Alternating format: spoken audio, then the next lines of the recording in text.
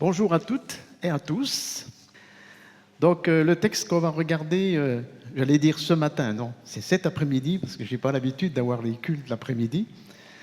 Ça se trouve dans l'évangile de Luc, au chapitre 13, versets 10 à 17. Luc 13, versets 10 à 17. Un jour de sabbat, Jésus enseignait dans une synagogue. Il s'y trouvait une femme qui, depuis 18 ans, était sous l'emprise d'un esprit qui la rendait infirme. Elle était voûtée et n'arrivait absolument pas à se redresser.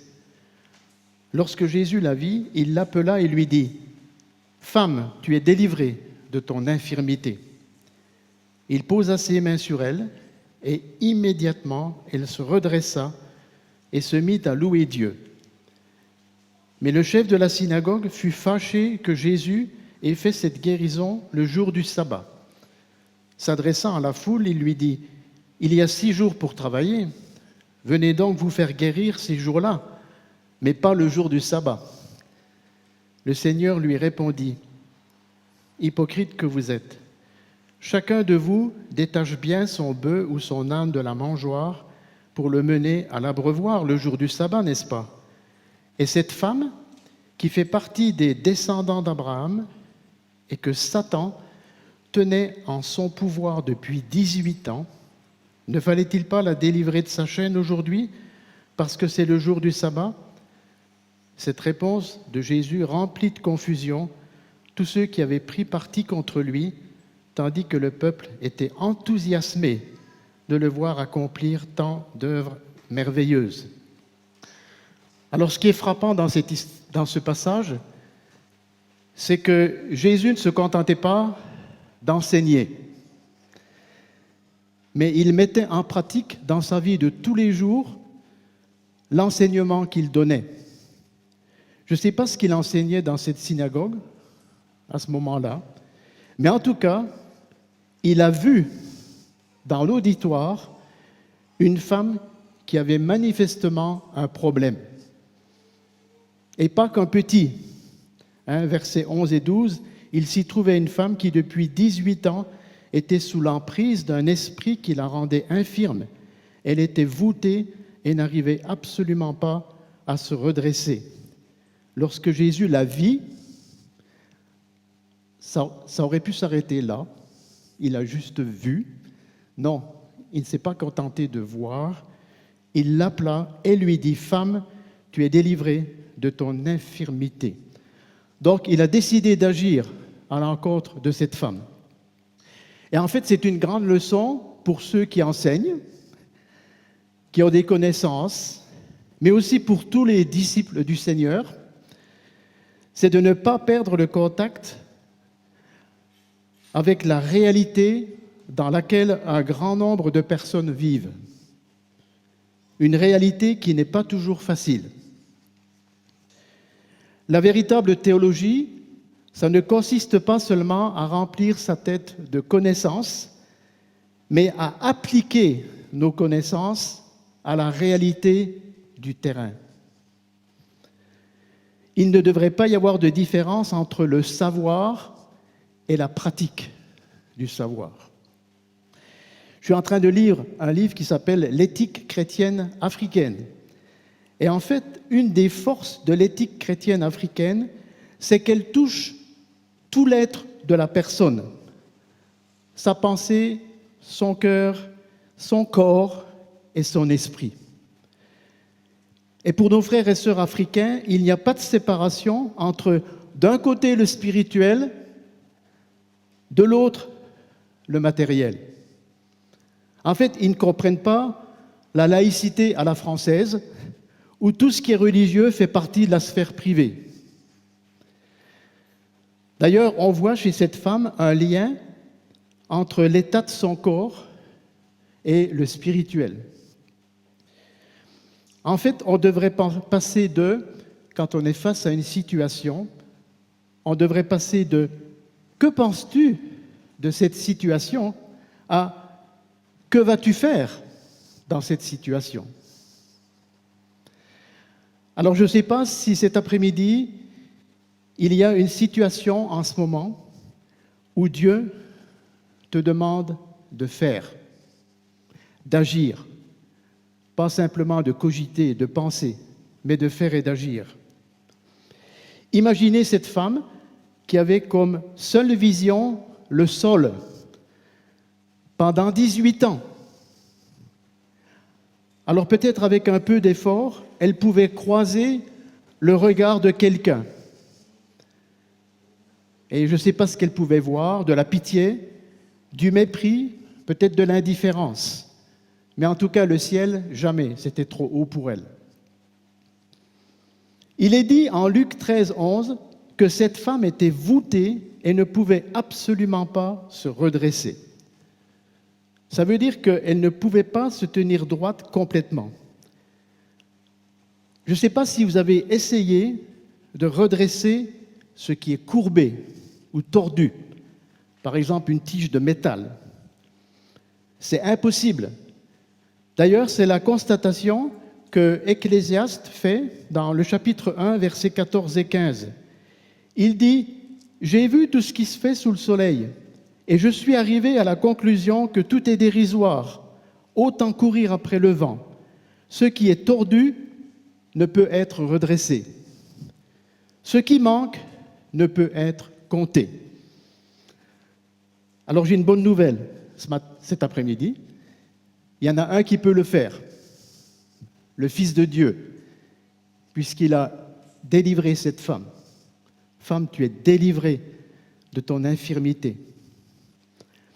Dans le psaume 145, verset 14, il est écrit ceci, « L'Éternel est le soutien de tous ceux qui tombent.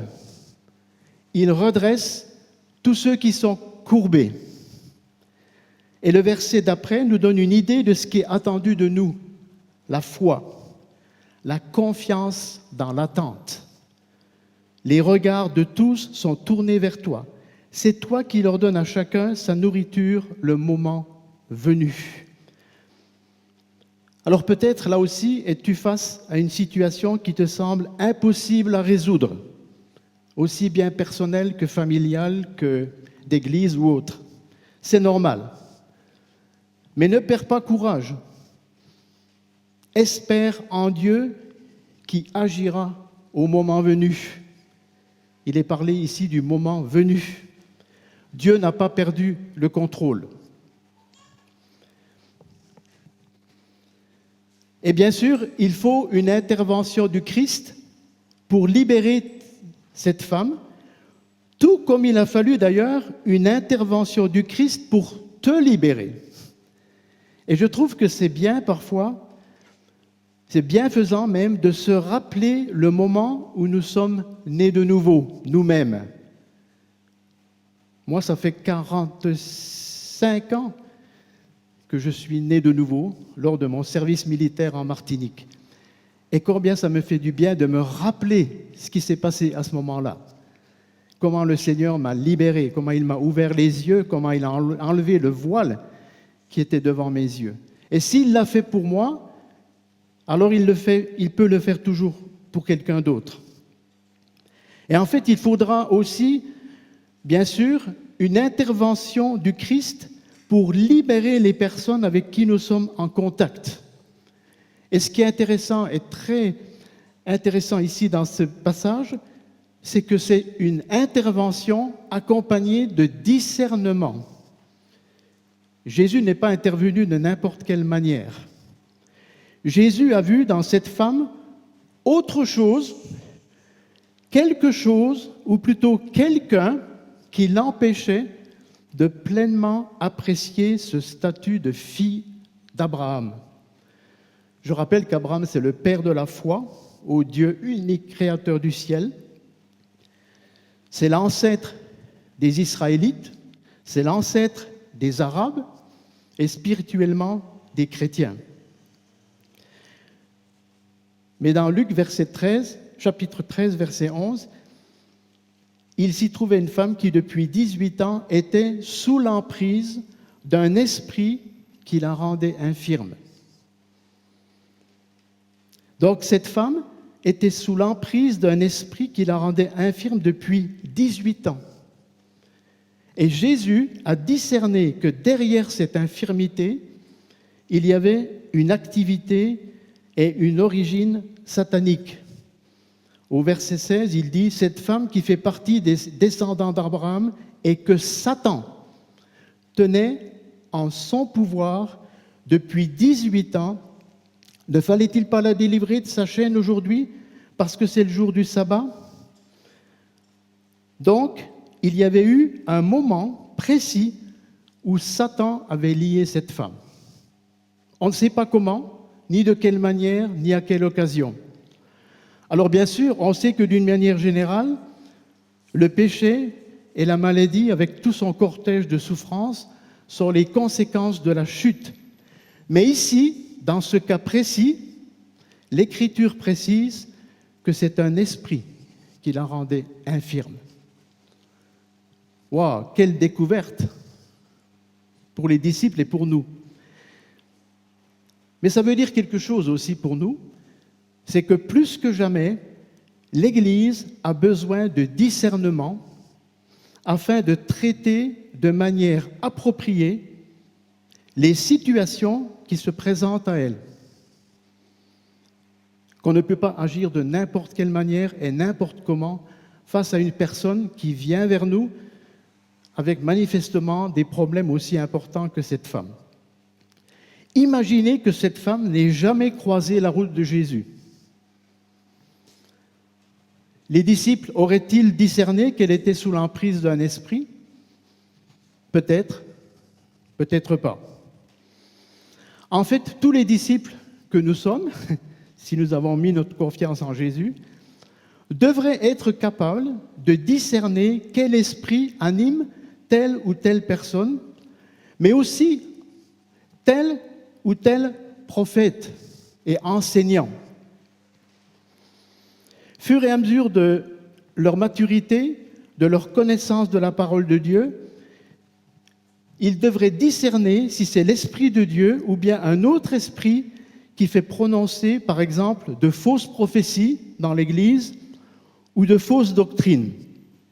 D'ailleurs, on a un exemple dans 1 Corinthiens 14, verset 29, où lors des rassemblements, d'ailleurs comme ce matin, il y a des personnes qui se levaient pour apporter une parole qui venait de Dieu.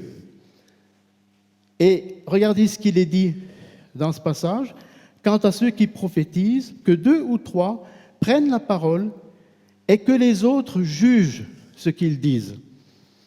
Donc on a le droit, si quelqu'un se lève et dit n'importe quoi, ou quelque chose qui contredit la parole de Dieu, d'aller trouver cette personne et de lui dire « Écoute, mon frère, ma sœur, j'aimerais simplement te dire que ce que tu as dit n'est pas conforme aux Écritures. » C'est notre responsabilité.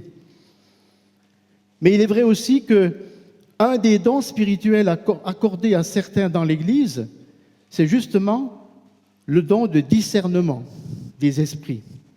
Dans 1 Corinthiens 12, verset 7, il est dit « En chacun, l'esprit se manifeste d'une façon particulière en vue du bien commun. » Donc il fait toute une liste de différents dons.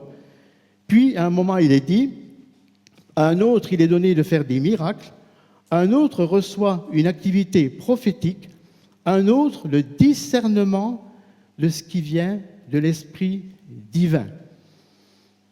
Et vous savez bien sûr que Jésus a annoncé que dans les derniers temps, il viendrait de plus en plus de faux enseignants, de faux prophètes, etc. Et je pense que ce don est vraiment important. On assiste à une scène surprenante dans le livre des Actes, au chapitre 19, versets 18 à 20.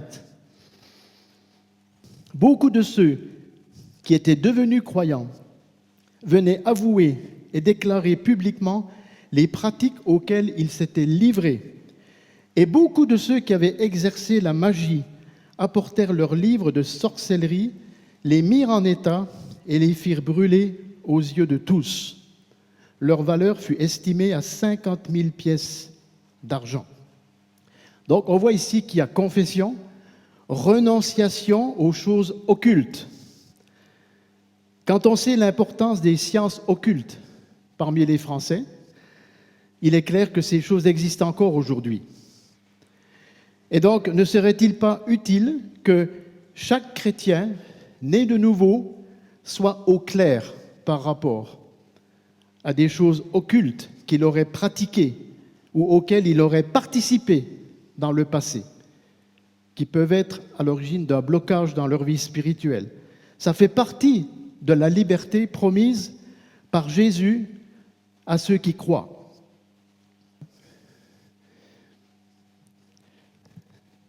Et voilà, Jésus l'appelle, lui parle, lui impose les mains. Chapitre 11, verset 12. Lorsque Jésus la vit, il l'appela, lui dit, « Femme, tu es délivrée de ton infirmité. » Il posa ses mains sur elle et immédiatement elle se redressa et se mit à louer Dieu. Le résultat est fulgurant. Elle se met debout. Elle loue Dieu après 18 ans courbée. 18 ans à regarder le sol, à compter les cailloux peut-être. Désormais, le ciel et les autres aussi sont sa nouvelle vision. Quelle transformation! Et là, on voit apparaître dans la délivrance de cette femme 2 éléments. La parole d'autorité de Jésus. Femme, tu es délivrée de ton infirmité. Il y a vraiment une puissance dans la parole de Dieu. Et puis, Jésus manifeste sa présence par le toucher. Au verset 13, il posa ses mains sur elle et immédiatement, elle se redressa et se mit à louer Dieu. En fait, nous ne sommes les sauveurs de personne. Le sauveur, c'est lui, Jésus. Notre équipement, c'est la parole de Dieu et sa présence en nous par le Saint-Esprit. Ça, c'est notre équipement. Nous sommes juste des canaux, des instruments de sa grâce. Je ne sais pas si tu peux venir. Pendant que je préparais ce message, on a eu un appel justement d'une femme. C'est pas grave, tu fais comme quand tu m'appelles que je suis en haut et que tu es en bas pour manger. Tu cries. Donc, il y a quelques semaines, nous avons rencontré une femme africaine avec qui on était déjà en contact et elle avait demandé à nous voir parce qu'elle n'arrivait pas à dormir, elle avait des cauchemars. Et donc, nous avons parlé avec elle, nous avons d'abord bien expliqué l'Évangile, vérifié qu'elle avait bien compris. Elle a prié pour vraiment donner sa vie à Jésus. Et après, nous avons aussi prié avec elle pour qu'elle brise les liens qu'elle avait à cause du vaudou, le juju qu'elle avait pratiqué une cérémonie dans son pays. Et donc, elle a répété après nous tout ce qu'elle avait pratiqué. Et elle avait brisé au nom de Jésus ces liens qui la liaient. Et voilà, après, on a passé peut-être 1h30 ensemble à parler et prier. Et après, elle s'est levée. Elle a dit avec un grand sourire que maintenant, je me sens plus légère, que j'ai confessé mes péchés. Et moi, j'étais surprise parce que je pensais qu'elle allait dire que maintenant que les liens sont brisés au nom de Jésus. Mais elle a dit maintenant que j'ai confessé mon péché. Et pour moi, c'était un rappel que, en fait, il y a le fardeau de notre péché qui nous empêche à vivre pour Jésus. Et bon, le lendemain, on l'a contactée pour voir si elle dormait mieux. Et elle a dit que oui, maintenant elle dort bien. Elle continue à bien dormir. Elle prie avant d'aller au lit. Elle prie et puis elle dort bien. Donc vraiment, gloire à Dieu. Alors, libérer d'un esprit, c'est une chose, mais libérer du péché, c'en est une autre. Et j'ai beaucoup aimé une traduction ou une interprétation ou une explication du péché récemment que j'ai lu dans un livre. Le péché, ce n'est pas simplement faire de mauvais choix ou des erreurs. Le péché, c'est d'avoir dans nos cœurs le désir de faire la volonté de l'ennemi de Dieu. Donc vous voyez qu'il y a un choix délibéré de faire la volonté de l'ennemi de Dieu. Et c'est vrai qu'il y a encore autour de nous des fils et des filles d'Abraham qui sont debout en apparence, mais qui sont courbés sous le poids de leur péché, dans la position d'esclaves. Et Jésus en parle dans 2 passages. Dans Jean 8, verset 31, il est dit: alors Jésus dit aux Juifs qui avaient mis leur foi en lui: si vous vous attachez à la parole que je vous ai annoncée, vous êtes vraiment mes disciples. Vous connaîtrez la vérité fera de vous des hommes libres. Nous, lui répondirent-ils, nous sommes la postérité d'Abraham, nous n'avons jamais été esclaves de personne. Comment peux-tu dire, vous serez des hommes libres? Et voilà la réponse de Jésus. Vraiment, je vous l'assure, leur répondit Jésus, tout homme qui commet le péché est esclave du péché. Et dans 1 Jean 5, verset 19, nous savons que nous appartenons à Dieu alors que le monde entier est sous la coupe du malin. N'oublions pas cette réalité spirituelle. Satan a un pouvoir principalement à cause du péché dans la vie de tout être humain. Beaucoup de gens proclament être libres alors qu'en fait ils sont esclaves de toutes sortes de vices, de passions, de comportements dont ils n'arrivent pas à se défaire. Chacun est esclave de ce qui a triomphé de lui. Et le seul objectif du diable, justement, c'est de les garder courbés, comme cette femme, et les empêcher de voir la lumière de l'Évangile et de la bonne nouvelle qu'il contient.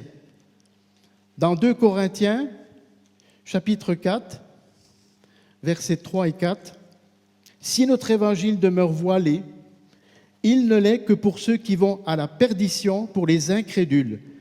Le Dieu de ce monde a aveuglé leur esprit et les empêche de voir briller la lumière de la bonne nouvelle qui fait resplendir la gloire du Christ, lui qui est l'image de Dieu. » Donc dans ce passage, il y a l'idée d'un voile d'aveuglement de l'esprit, des pensées, pour empêcher les gens de percevoir l'illumination de la bonne nouvelle de Jésus-Christ, le Fils de Dieu, mort pour nos péchés, ressuscité pour nous justifier.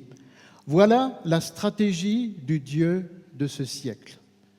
Empêcher les gens de parvenir à la connaissance de la bonne nouvelle. C'est son seul objectif. Et pour arriver à cet objectif, Satan veut garder le regard des gens sur les choses terrestres. Il l'a fait du temps de Noé et il continue de le faire encore aujourd'hui. Dans Matthieu 24, il est dit: lors de la venue du Fils de l'homme, les choses se passeront comme au temps de Noé. En effet, à l'époque qui précéda le déluge, les gens étaient occupés à manger et à boire, à se marier leurs enfants, jusqu'au jour où Noé entra dans le bateau. Ils ne se doutèrent de rien jusqu'à ce que vienne le déluge qui les emporta tous. Donc, occupés à tout sauf à l'essentiel. Ne pense pas à la mort. Ne réfléchis pas au sens de la vie. N'écoute pas ta conscience. Ne te pose pas de questions sur le pourquoi, le comment des choses. Fais-toi plaisir. Ta vie est courte. Profites-en. Et en fait, si nous voulons prier efficacement pour ceux qui sont encore aveuglés par le Dieu de ce monde, le Dieu de ce siècle, alors une des prières que nous pouvons faire monter vers Dieu de manière incessante, que ce soit pour des membres de nos familles qui ne connaissent pas le Seigneur encore, des collègues de travail, des voisins, c'est: Seigneur, enlève le voile. Enlève le voile de devant leurs yeux pour qu'ils puissent voir Jésus. Ça, c'est vraiment une prière courte mais incessante qu'on peut faire. Enlève le voile qui est devant leurs yeux. Fais-leur grâce. Puis, mais la bonne nouvelle, c'est que Dieu est un Dieu de délivrance. Dans 1 Jean 3, verset 8, je vous dirais que c'est un de mes passages favoris, même si la Bible est inspirée de Dieu, mais c'est vraiment un passage que j'aime beaucoup. Celui qui s'adonne au péché appartient au diable, car le diable pêche dès le commencement. Or, le Fils de Dieu est précisément apparu pour détruire les œuvres du diable. Et dans ce passage, il y a l'idée de démolition, de destruction du péché dans nos vies. Et dans Jean 8, verset 36, Jésus en avait déjà parlé aux Juifs de l'époque. « Si donc c'est le Fils qui vous donne la liberté, alors vous serez vraiment des hommes libres. » Vraiment des hommes libres.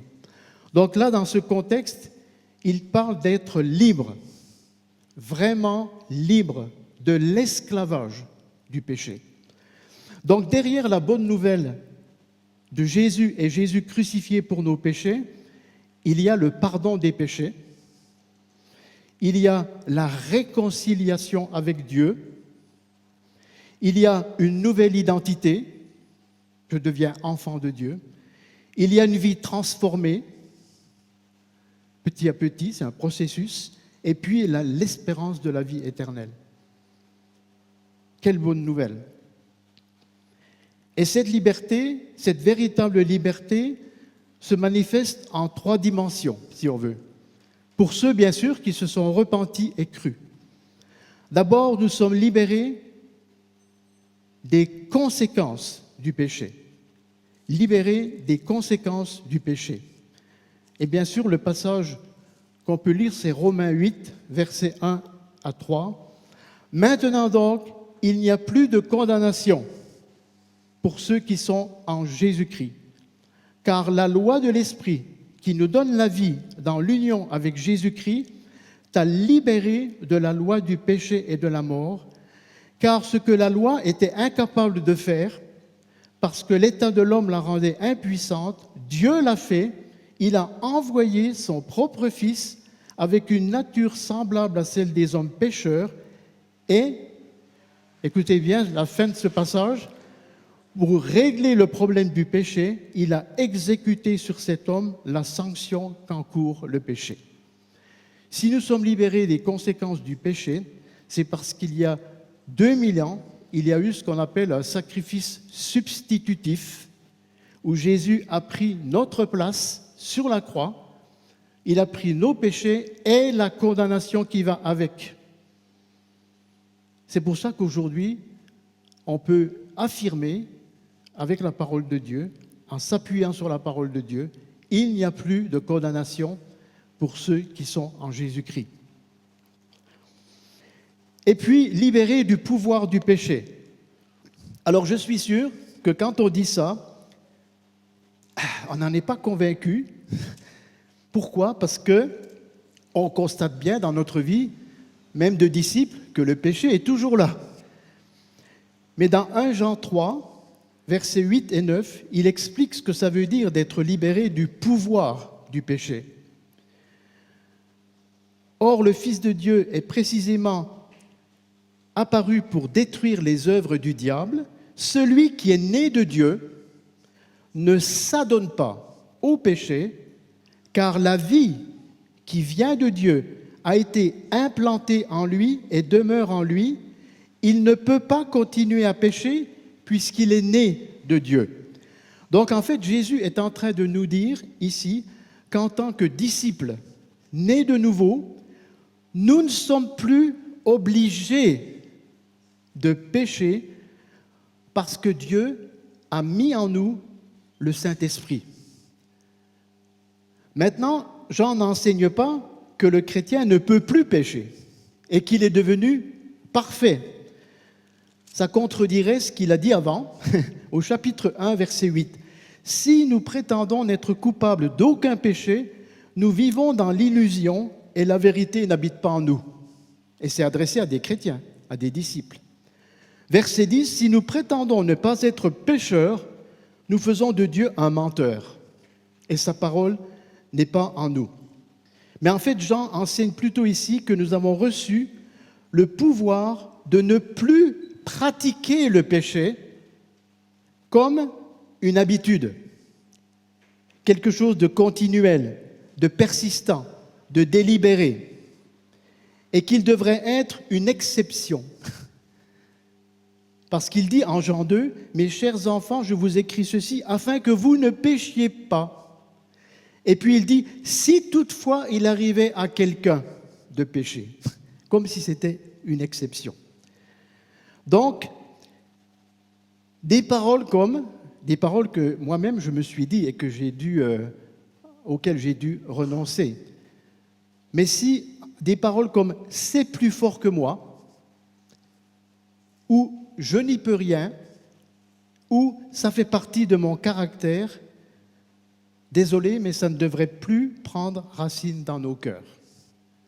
Ça, c'est des paroles qu'on devrait refuser. D'ailleurs, un autre passage nous éclaire sur ce point. Dans 1 Jean 5, verset 3, il dit « Car aimer Dieu, c'est accomplir ses commandements. Ceux-ci d'ailleurs ne sont pas pénibles. Car tout ce qui est né de Dieu triomphe du monde, et la victoire qui triomphe du monde, c'est notre foi. Qui en effet triomphe du monde? Celui-là seul qui croit que Jésus est le Fils de Dieu. » Donc la victoire est possible, même si pour l'instant peut-être tu as l'impression de vivre plutôt la défaite. La victoire est possible parce que Jésus, le Fils de Dieu, vit en nous, vit en toi. Le disciple ne peut pécher de façon habituelle parce qu'il est né de Dieu. Il a le pouvoir de dire non. Ce qui nous différencie des personnes des personnes qui ne connaissent pas encore le Seigneur. N'ayant pas l'Esprit de Dieu, ils ne peuvent pas dire non. Et puis enfin, libérés de la présence du péché. Dans Apocalypse 21, il est dit qu'un jour, il n'y aura plus. Puis je vis un ciel nouveau, une terre nouvelle, car le premier ciel et la première terre avaient disparu et la mer n'existait plus. Je vis la ville sainte, la nouvelle Jérusalem, descendre du ciel d'auprès de Dieu, belle comme une mariée qui s'est parée pour son époux. Et j'entendis une forte voix venant du trône qui disait « Voici la tente de Dieu avec les hommes, il habitera avec eux, ils seront ses peuples, et lui, Dieu, avec eux, sera leur Dieu, il essuiera toute larme de leurs yeux, la mort ne sera plus, il n'y aura plus ni deuil, ni plainte, ni souffrance, car ce qui était autrefois a définitivement disparu. » Voilà la liberté que Dieu nous offre. Libéré des conséquences du péché, libéré du pouvoir du péché et un jour libéré de la présence du péché. C'est une extraordinaire liberté. Et donc, pour conclure, il y a des similitudes entre la libération de cette femme et la libération que Jésus nous offre. Jésus est le sauveur de cette femme.